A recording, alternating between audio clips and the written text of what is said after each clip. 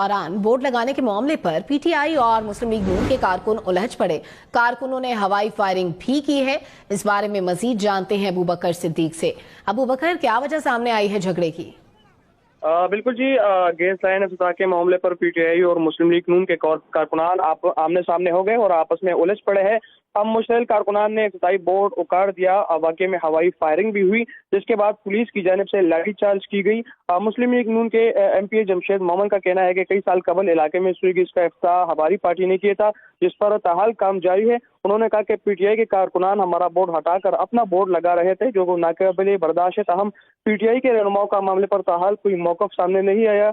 ये भी अपडेट करते जाए कि आज वफाकी वजीर अली मोहम्मद खान ने आज जलाला में इस सुई गैस लाइन का इफ्तिताह करना था। ताहम मामले के बाद इफ्तिताही तकरीब मुलतवी हुई। बोर्ड लगाने के मामले पर झगड़ा हुआ, आपने आगाह किया अबू बकर सिद्दीक, शुक्रिया। पाक सरजमीन